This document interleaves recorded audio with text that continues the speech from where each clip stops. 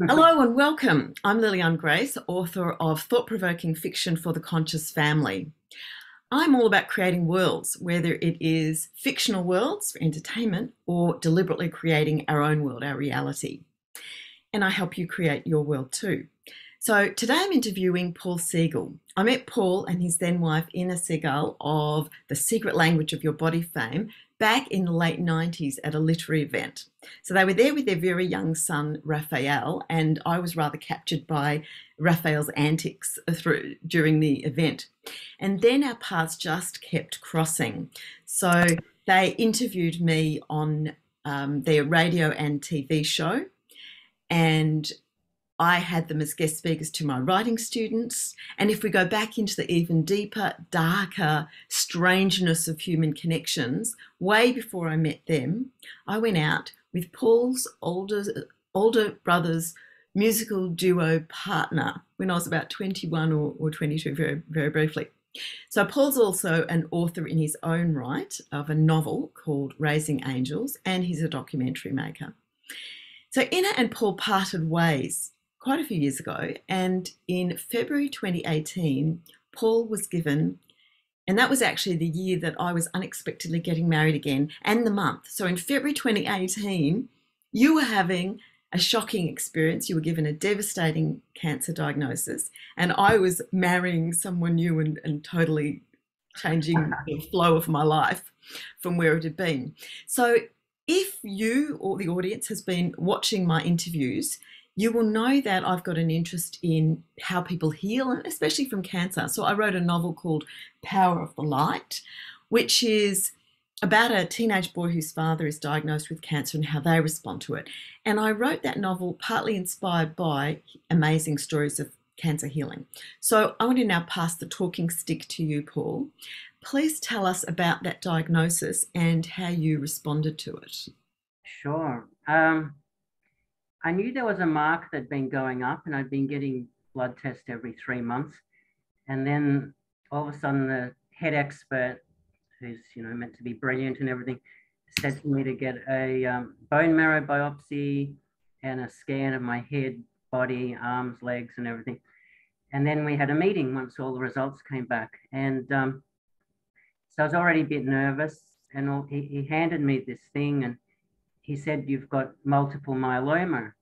I was like, "What's that?" Um, he said, "That's bone marrow cancer." So I was really in a state of shock. I was by myself, and as you said, single, and literally there by myself. And I was very emotional, but I was holding it together. And just breathing, asking questions, writing down some notes, trying to remember everything. And yeah, at the end of, I was almost pleading with him, what's it mean? And he said it means, well, in his opinion, I've got 1 year to live. So that was like an extra bang, like, what do you do with information like that? So Can I just stop you just before you go further? Because I wanted to ask a question.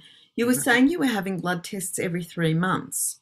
That's really often for, most of us don't have a blood test unless we're sent to have one. So why were you having blood tests so often at that point? yeah, that's a good question. I mentioned it was because I had a marker in the blood, and a marker is different to symptoms. It's like a sign that shows up that there's some underlying condition.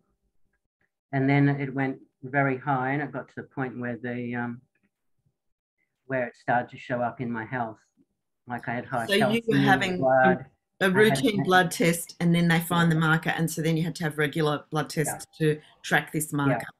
Okay. So it showed up the bone marrow cancer, but with that, there was a lot of symptoms, which is different. I had high calcium in the blood, I had anemia, then I started to get pain in the ribs and all that. So I was getting a lot, and a few other things. So I was getting a lot of symptoms as well at that point and soon after. And yeah, just complete shock. And I went down to the car and I just started crying and crying, and just this huge release. And I had the thought, all is forgiven. And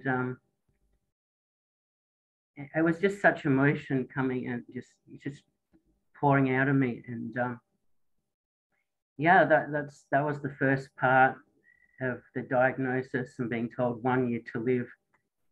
Um, yeah, a lot of people think that's a terrible thing, but things just turned around, and I think I like to think at least I used that to my advantage, what he said. And my son actually is producing a documentary called 1 Year to Live, which goes through that whole year of what happened.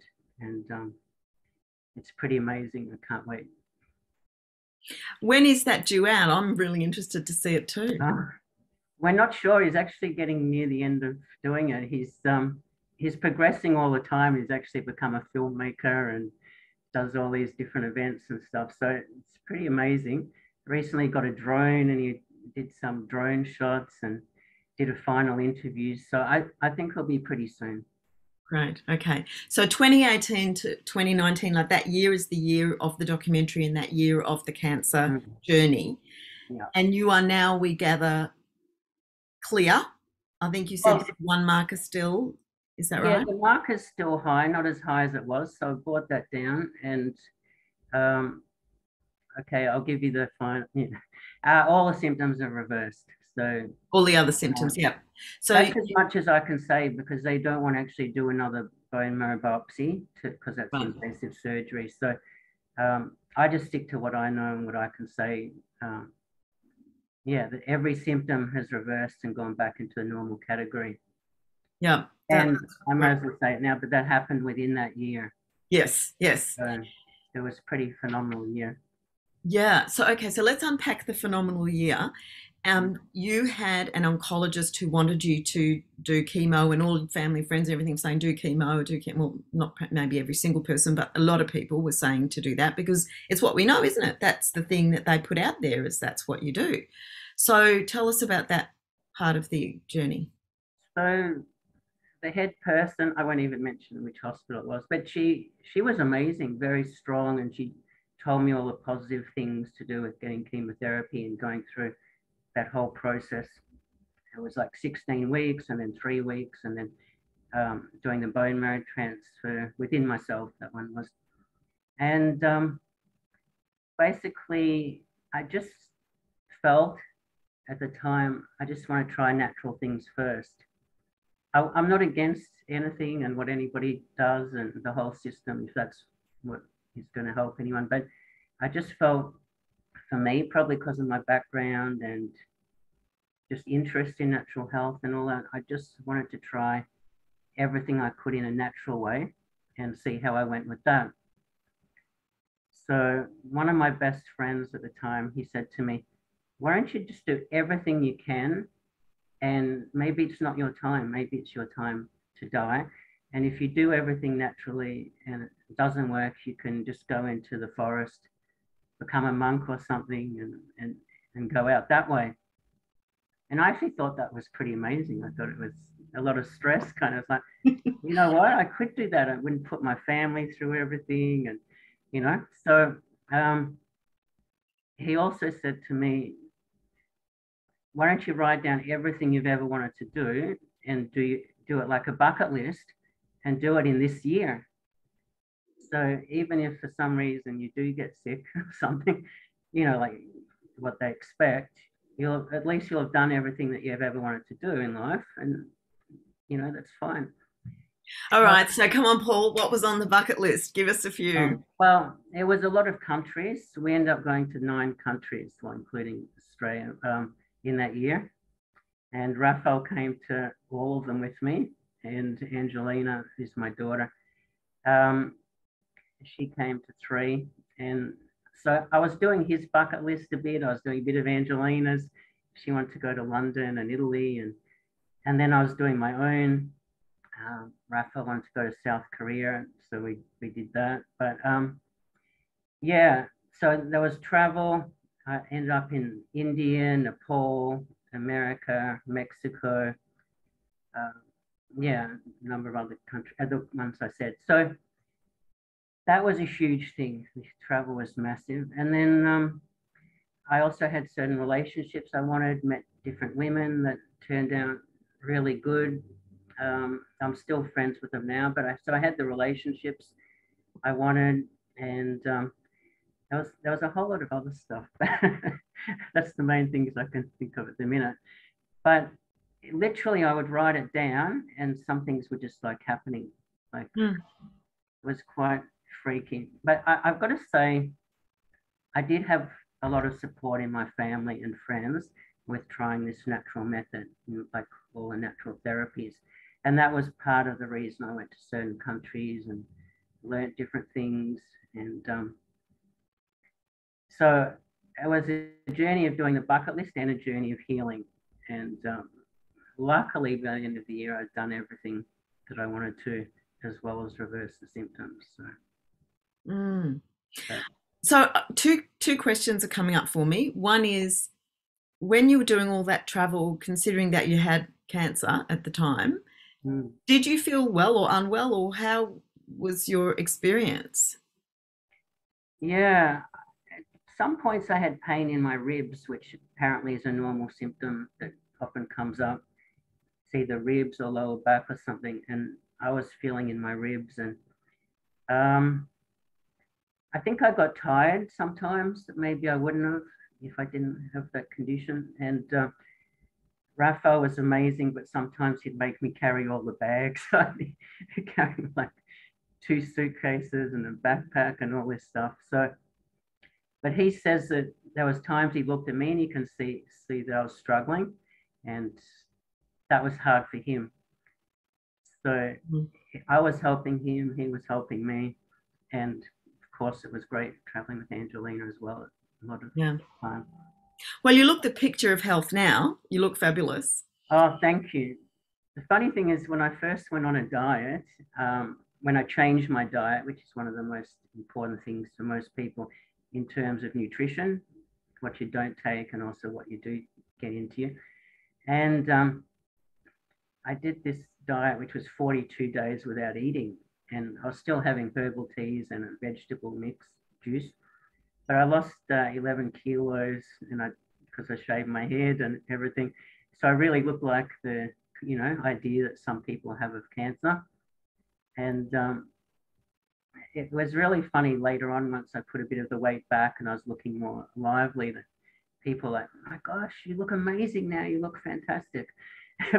But I knew that it wasn't really because of that. It was because I was dying, Yeah, it was. Yeah, and obviously I did that purely for the health reason of stopping the spread of the cancer cells. Yes. When you say did that, you mean the diet, the fast? 42-day. It's a well-known thing called the Bruce cancer cure. Right. So that was just juicing or water, or? I actually bought a bottle every day. I drink a bottle of this juice that's made. It's available in a lot of health food stores, and so I'd have the juice, and then I'd make the herbal teas, which were Hildy Hem's herbals. Amazing teas. And she wrote a book, The Bruce Cancer Cure. So I was following her formula, and I did that at the start. And some people were saying, because I'd booked in to go to Mexico to a place for 3 weeks. People were saying, just go, this place is great. But I wanted to finish that 42 days and get another blood test to make sure that I was on the right track. So I always still have a blood test every 3 months at least.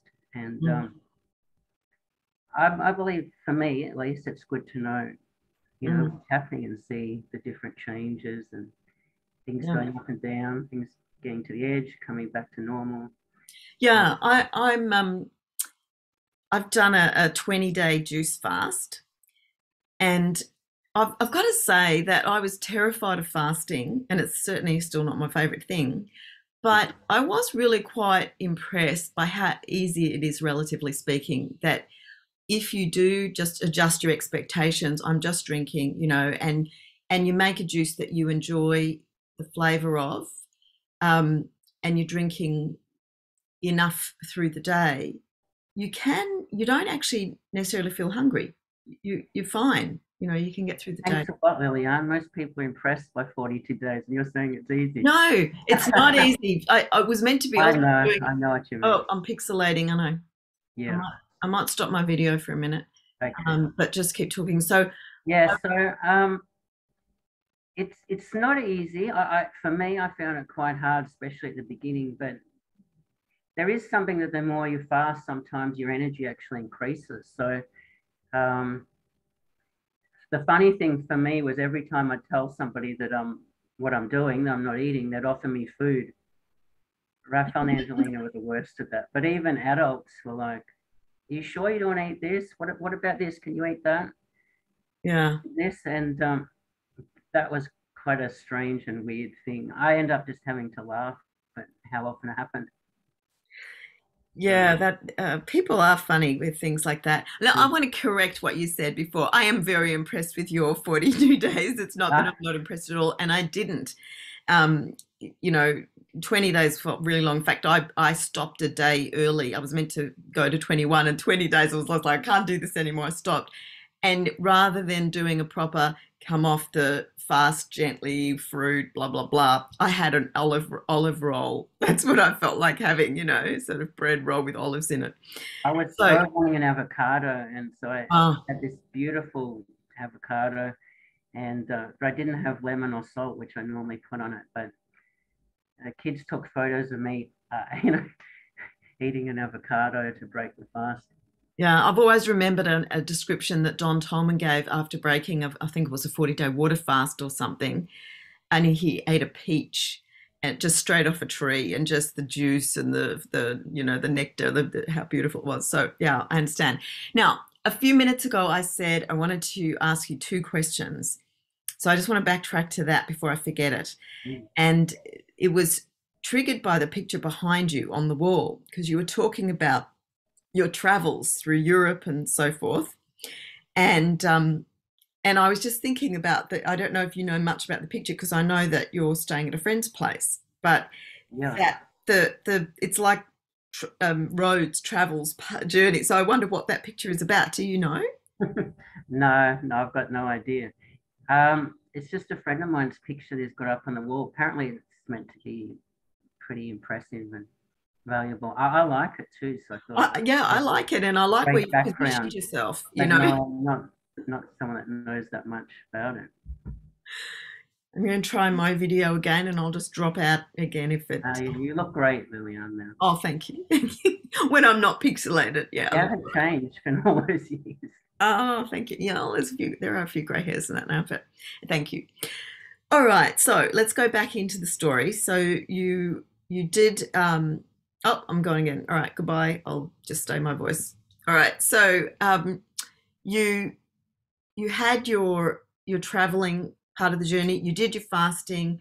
You went to Mexico as well, didn't you? And spent some Mexico was time a there. huge thing. It was a 3 week program, and Rafa was there with me. We had an amazing time because we were right near the beach.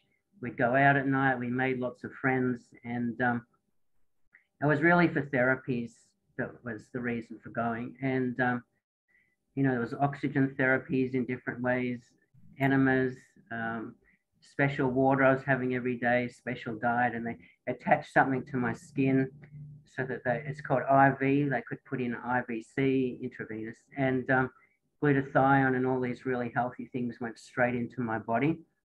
And yeah, Mm, and there was oxygen tanks, and it was just one therapy after another every day for 3 weeks. And wow.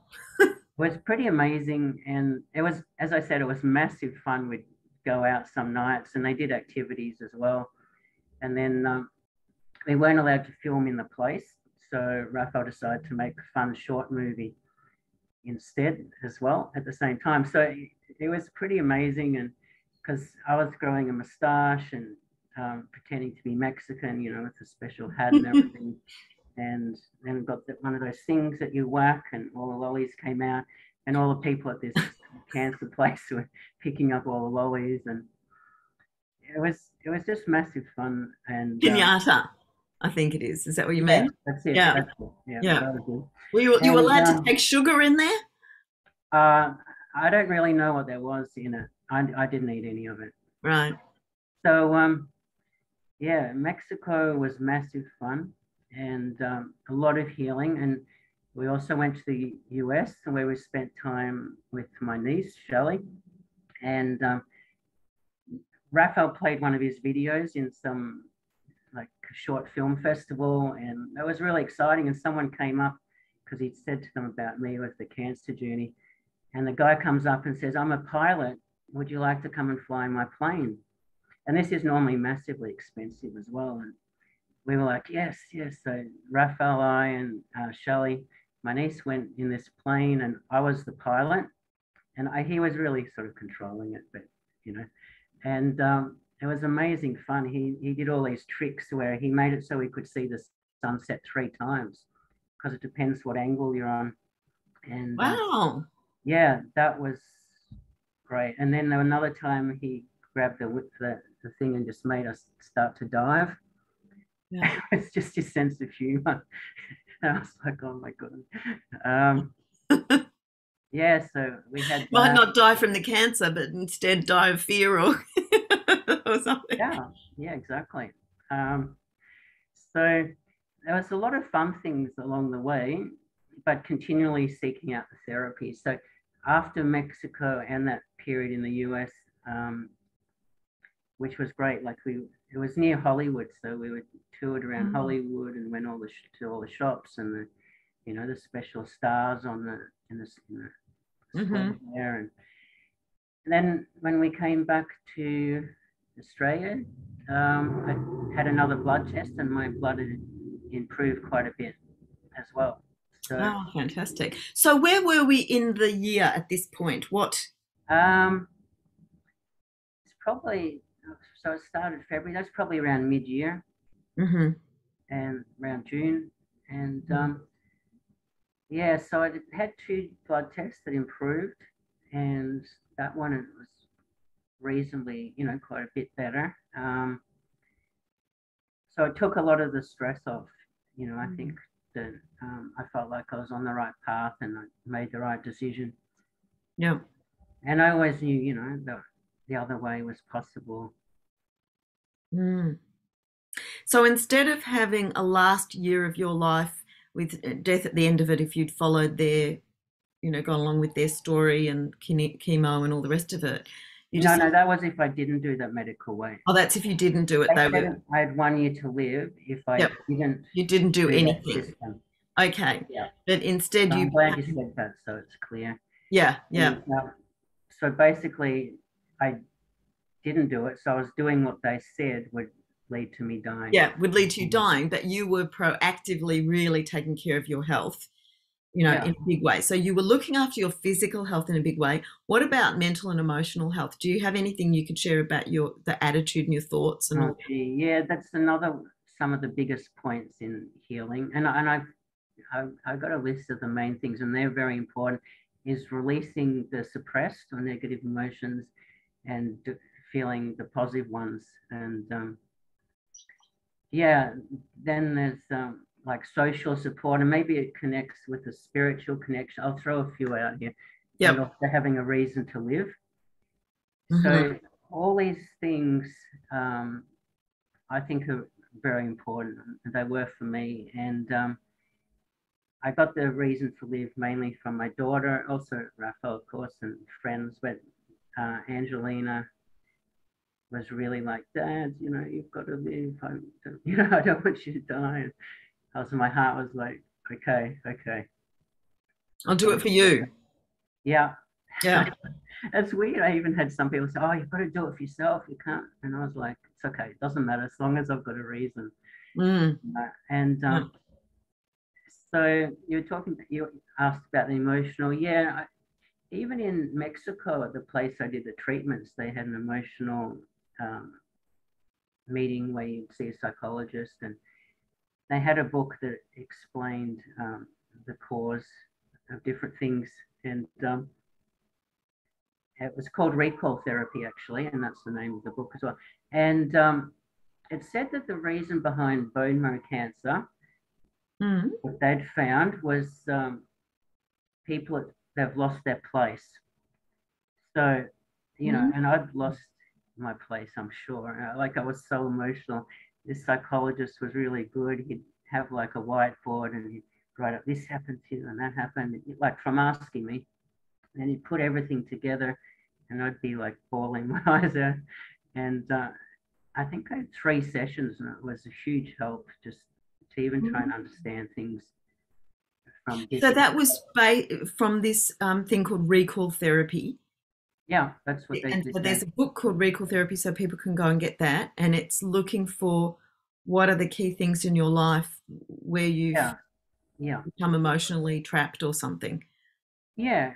Behind illness, so what they explain there, which I thought was really good, is there's all this stuff going on before the illness manifests, and Yes. they actually say the part of the illness manifesting is part of the healing. That you've actually, once you're aware of something, you can start the healing process. And you know, it seemed very accurate to me because I'd lost. It's not necessarily any particular area. It could be that you've lost your place in society, or in the religion you are, or in your family, or your business. And I'd kind of, I'd lost my marriage, I'd lost where I was living. My kids weren't living with me as well for that moment, but then they came as well. But so, then I also looked at it from a spiritual point of view, which is the question, who am I? And Mm-hmm. who am I if I don't have that and I don't have that?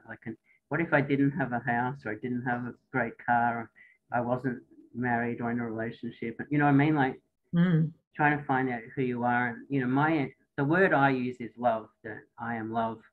And that's what everybody is. And some Mm. people use different words, but it's not about the word or if you're right or wrong. It's actually about the journey of, uncovering different things, the process. Who am Mm. I? And yeah, so there was changes in emotions. Even now, I still work on this whole list of things to be healthy. And I'm not perfect with it in any way, but I still look at it and try different things. So I I love what you've said. I love what you've said, Paul.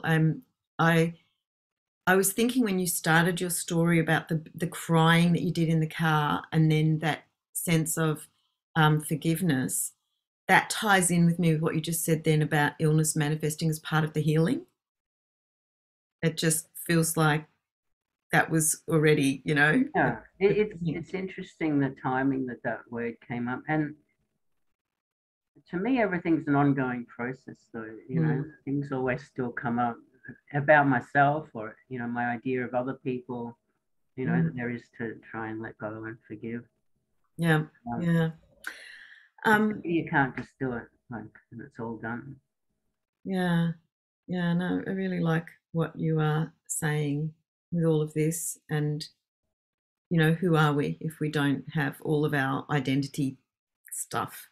Yeah, So, it's a very interesting thing. And the other thing is to face death. Like mhm. that you actually experience. Okay, so I could die, and actually face it. To me, it was a great experience to do that. Mm, A lot of these things also come from spiritual disciplines and different ideas through the different religions and yeah, spirituality. yeah. Even though I wasn't doing it because of that, but I've probably heard of these things before. Mm. There's something about your face, Paul, that you've always had, which is like a perpetual smile. There's a sense of humor in, I think, your outlook, a lightheartedness. And then there's a great saying that my past sister-in-law used to say, something, angels fly higher that carry themselves lightly. That's a good one. And No, and I so try. I try. I studied comedy a lot, and yeah, I was a stand-up comedian, but I think I only went up on stage about 5 times, 6 times, and then I studied university, and I studied laughter therapy, and I can actually lead those laughter groups where they laugh for no reason. I guess is the yeah, catchphrase. They yeah, just laugh, and yeah, I've got the serious side, the deep aspects, and all that. But I do agree with you that humor, when you can see not something from a human perspective, often that also can create a shift in your mm. emotions. It's And been there through all your conversation and things you've shared with me, is this lightheartedness and some detachment. You know, you're not attached to how things should be, and um, there's that sense of, oh well, you know, we'll laugh and we'll move on. You know, so and that I One of agree. the great things about getting to travel so much in that year. Mm, And the last year or so, it's been more in Australia, you know, traveling. But yeah, just to try and have that flexibility. And I know there's different ways of thinking about it, because a lot of people have done well with cancer with the idea of fighting it, which is, you know, that you're going to yes, beat it, that analogy. And yes, that actually does work for some people. yeah, But I guess I tried a different way, which was more from loving it and thinking this is a great thing that's happened to me. And mm, because the cells are in the body, so if you are fighting something or hating in your body, you're creating that um, thing within yourself as well. yeah. Anyway, that worked for me too. And it was really early on where I just thought and made that decision, this is the best thing that ever happened to me. I love that. I love that. Your year of cancer was the best thing that ever happened to you. Yeah, It's, still it's seems like that even now. I know, you know, probably my kids really are, but that thought helped me, and that feeling that this is yeah, the yeah. best thing. No, I agree with you. Well, look, they're all significant life-changing events. Our children are huge Yeah, for us at that level, for sure. yeah, And the cancer is too, because it was a life-changing event. It could have been your exit, you know, from the right. planet. And so it called more of you than probably anything else did in a way. It was So, very big. and I've certainly, from all my study, have found that we really need to go looking for the blessings in what the things that appear to be dark and Mm, difficult, and yeah, you've done that so magnificently, which is why I wanted to interview you and give you another platform for sharing your thank story. you so much. And I think the decisions you make are really important. Like I decided to spend my time with people who loved me, or at least like me. You know, like take away all the things that is not that, you know, Yeah, like really become very close to my close friends. And I'm still like that. When I'm friends with someone, I want to be really deep and very important friends, not just. And another one was for me not to prepare. So hopefully I'm hmm, good in this interview, because I actually like not preparing and just answering in the moment and being in the moment, whether it's with people or the media. Because I found that before that I was thinking too much and trying to work out, if I say this, they say that, you know, and it just would do me my head in. It didn't help at all. And you know, yeah, I wasn't that successful with anything in particular. So, you know, I've worked it out. yeah. So I So, thought so those why? things, yeah, No, I beg your pardon. You finish what you were saying first. yeah, no, those simple decisions, um, I think also made a big difference for me. And I Mm, stopped stressing as much. Um, was in that frequency of love, and you know, people were just so caring. And even in a simple way, everywhere we'd go and travel, people were like so caring, so loving. mm, Especially if you ever meet anyone else with cancer, they're the most loving people on mm. earth. Yeah, it makes complete sense. And you connect really easily, and you know, maybe Yeah.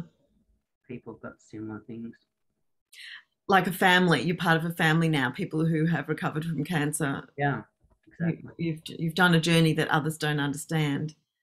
Yeah, it's brilliant. A girlfriend of mine had um, very different challenges, nothing to do with cancer, very different challenges. But coming out of them, she made the decision that she would have a year of saying yes. And if anyone invited her somewhere, she'd say yes, and she would just go. And so it took her all sorts of different places she would not have gone, because she'd have been guarding herself, you know, in the way when you were saying before about preparing, you know, like you Mm. just follow your usual pattern. So this way she was spontaneous and unprepared and just going all these places. And it was a year that ended up transforming her life. You know, the things that came out of it were amazing. So, all right. So you did a lot of stuff with your health at a physical level, with fasting and with diet and supplements and therapies in Mexico and all of that. You did a lot with your attitude. You know, you've just shared quite a few of those, and maybe if you're comfortable to do it, you could send a copy of that list that you made, and I can share that with the interview. So I want to ask you, what you were just saying there about being prepared reminded me that I told you, I gave forewarning of a question I was going to ask you near the end of the interview, and that screwed everything for you because now you had to prepare. No. Spontaneous. So I'm going to ask you that question in a moment because I want to finish with it. But in the meantime, is there anything else you'd like to share to finish off your cancer journey stories? Anything we haven't touched on yet that is important to share? Well, I think the social thing is also important, that just to try and connect with people. And okay, so probably one thing I haven't mentioned is the practitioners. Like I found a really good kinesiologist, an amazing naturopath. I just kept, even when traveling, we might be walking down the street and find someone that did acupuncture, or all different sorts of therapies, you know. I had the really good ones in Melbourne, Victoria, where I was living. And yeah, even now, when living on the Gold Coast, this moment, I'm always coming across different practitioners. A very good chiropractor I've found here. And yeah, so I think they all go together. And then also listening to experts, people actually know about the industry, about health, that can give you advice. And research, you know, I was researching a lot, and I had some other people researching on the internet. So, you know, some people said to me, because I take a lot of supplements still, and I did all through that period. If you just did one thing at a time, then you'd know if that worked. But for me, I couldn't do that, because what if I just did one thing and it didn't work? So you hit it with everything you had. So my philosophy was, you know, I call it my system, but it's just, you know, doing everything you can. Yeah. Override system. Yeah. Just do every single thing that makes sense. I mean, not doing stupid things, but yeah, everything that's sometimes I'd see something that was to do with cancer that might not have even been to do with bone marrow cancer, but I'd be like, okay, it's a natural remedy. It can't hurt. It's not going to kill me. I'll add that tablet as well, or that powder. Right. Okay, so let me just pull the rug out from under you with that answer and ask you this. If you had to identify an X factor that did not need to be bought, because there are some people, you know, what you've done, you've done a healing journey that required money to fund it, to all the travel and all the supplements and all the practitioners and all that. And there'll be some people who are faced with a similar diagnosis and just don't have the funds. What would you say would be the X factor to make a difference in their health, which did not require them opening their wallet? I totally agree. I was very lucky. I actually got a health insurance thing paid out. So that helped me. Mexico, for example, was huge expense. Traveling. Yeah, that's a really good question. I guess I can just look back to the ones that I mentioned: the spiritual connection, the social, the reason for living, the emotional work. There's a lot of things you can do online to do with releasing emotions. There's videos and creating positive ones. Actually, when I think about that list, nearly everything can be done without a lot of money. And obviously with diet, you can stop having a lot of the things that don't work. Like, you know, sugar's well known for not being the best thing for cancer, just without telling people what to do or not. But I mean, so the things you can stop doing, taking responsibility, pretty much all of them. You can do without a lot of money. I was just very fortunate that I was able to do those things that also required the resources. Great, good answer. Thank you. All right, so let's the one thing, and I said 10. No, that's good. That was fine. That because it's useful. All right, so we're going to go to my closing question. Unless, was there anything else you wanted to say as we keep doing this? So, you know, I don't really have much online at the moment. But I thought I might mention Raphael and his filming. He's got his own business now called Dojo Media. Right. He's on Facebook, Instagram. He's got a website, Dojo Media. And so certainly people should go there to find the Yeah, like documentary they can about your contact him community. if they want any filming done or they want to know about the documentary, or I guess they could ask him for details of me if they want. Yep. 1 Year to Live. Yeah. Yeah, that's going to be the name of the documentary. Is the name of the documentary. All right. That's good. Thank you. That's excellent. We'll definitely look out for Dojo Media, Raphael's business. Yeah. All right. So that we're up to my last question. All right. So what I wanted to do is with my interviews here is I'm going to start asking the people I interview for their vision for the world, because we need a shared world story that is healthy and life affirming and people affirming, because we've been through such an incredible couple of years of intensity and awakening. I'm 100% on board with this idea of the great awakening that's happening. That certainly seems to be what's going on at the moment as people learn about the agendas that governments and big corporations and bankers and whatever have for the world. And so when you ask these people, how can we change, we've got corrupt judicial systems and corrupt governments and corrupt this and corrupt that, and when we ask the question, how can we change that, the answer always comes back to the people. Remember that the government works for us, that we need to take control. And so we need a vision, I think. We need a vision for the world we want to create. So, yeah. Paul Segal, what is your vision for the world? How would you like to see the world? Well, it just occurred to me now that the same thing I said with the cancer, that the cells are part of the person. We're all part of the one world. So it's very easy to judge and not like and think these people are ruining it and doing all the wrong things. And everyone will have different ideas of who that is. But I did a lot of things to let go of those feelings about the things that are being done that I don't like, and to just try and understand it more from a spiritual perspective of the balance and maybe the light and dark, yin yang, or whatever, people use the different elements. To me, it seemed more to do with control and freedom and things like that. But there's that aspect of just accepting and being with it all. And then for me, it's to do with the vibration. And I always said to my children as well about the true spirituality is kindness, compassion, loving, those things that if someone's very spiritual, but they're not doing that. And I know there's more to religion and spirituality, but just really in a simple way. That's kindness, compassion, being loving.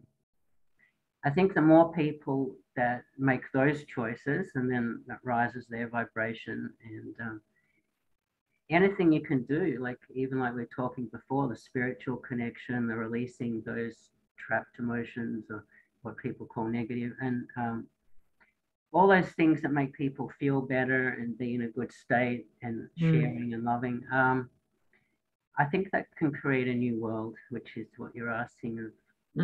It's very practical, because I was also watching a lot of things to do with near-death experiences, and if you believe or not doesn't matter, but it was really interesting that the people said when they came back that it was all about kindness.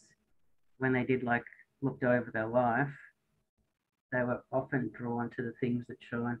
Were they kind? Were they loving to people? I love that. Thank you.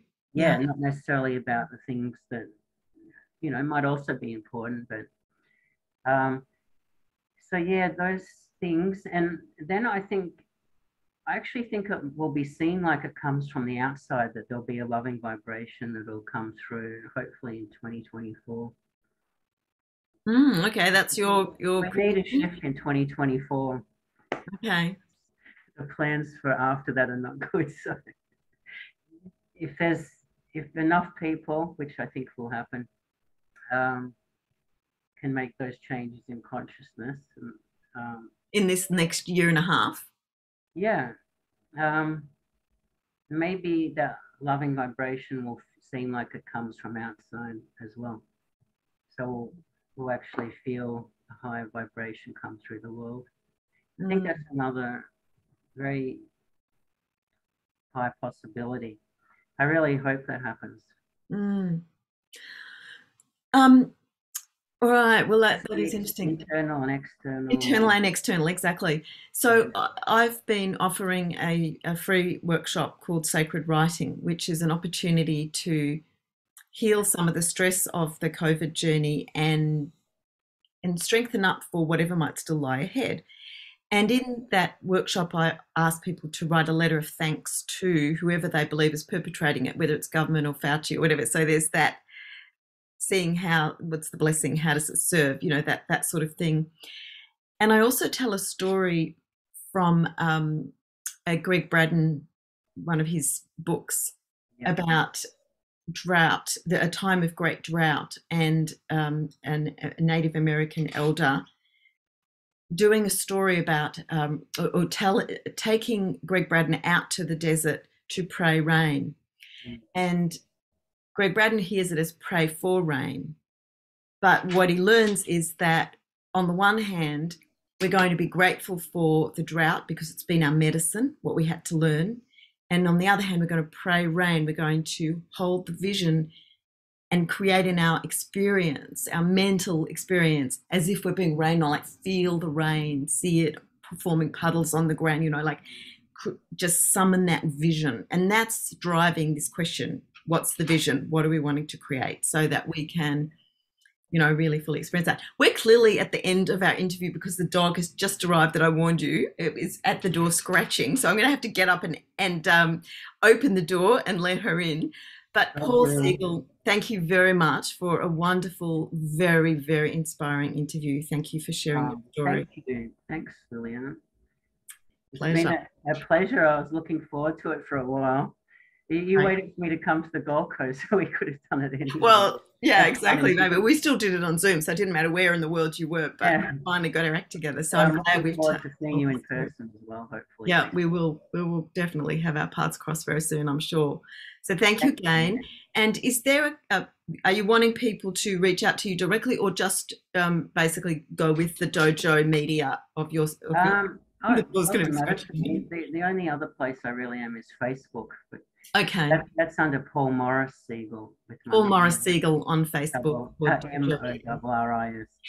So yeah, basically that's the only way if they want to. All right, fantastic.